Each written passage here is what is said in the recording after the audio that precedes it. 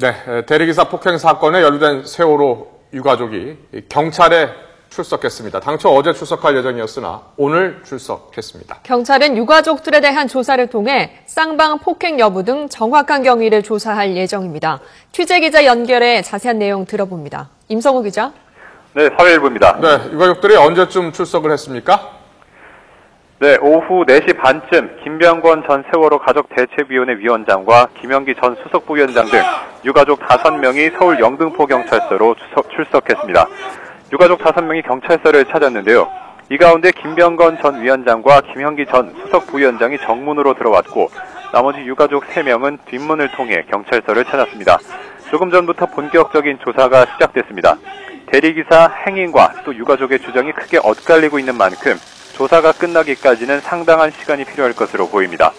경찰은 오늘 조사가 자정을 넘어서야 마무리될 것으로 보인다고 설명했습니다. 유가족들은 팔에 깁스를 하거나 얼굴에 멍이 들어있는 상태로 출석했습니다. 기자들과 만난 자리에서는 무리를 일으킨 점에 대해 국민과 유가족들에게 사과한다며 경찰 조사에 성실히 임하겠다고 말했습니다. 다만 쌍방 폭행을 인정하냐는 등 다른 질문에는 답을 하지 않고 조사실로 향했습니다. 김병권 전 위원장의 말 직접 들어보겠습니다. 쌍방 폭행 인정하십니까? 무리를 일으킨 점 국민과 유가족께 진심으로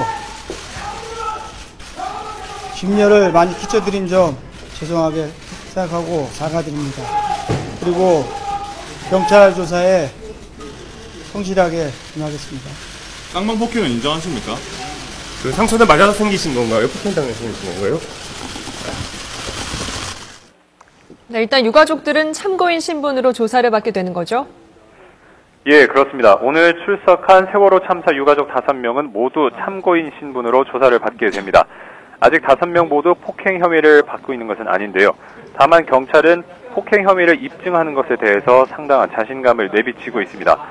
CCTV 등 당시 영상이 상당수 확보됐고 목격자들의 증언도 역시 확보됐기 때문입니다. 이에 따라서 일부 유가족의 신분이 조만간 바뀔 가능성이 큰데요. 경찰은 조사 결과에 따라서 일부 유가족의 신분이 참고인에서 피의자로 바뀔 수도 있다고 설명했습니다.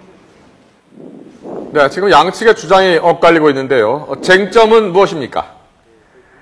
예, 가장 큰 쟁점은 이번 사건이 쌍방 폭행이었는지 아니면 일방 폭행이었는지입니다.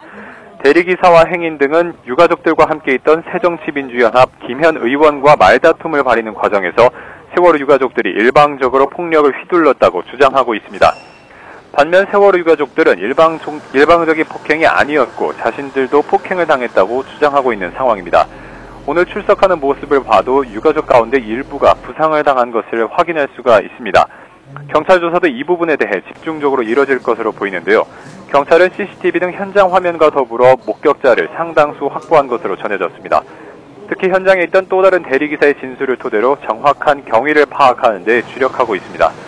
이 대리기사는 세월호 유가족들이 대리기사와 행인 2명을 때렸고 행인들은 방어만 했다고 진술했습니다. 아울러 유가족들의 부상은 폭행을 당해 입은 것이 아니라 폭력을 휘두르다가 스스로 넘어지거나 부딪혀 다쳤다는 진술도 확보한 것으로 전해졌습니다.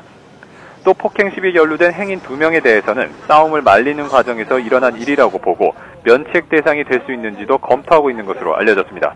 지금까지 사회일보에서 YTN 임성호입니다.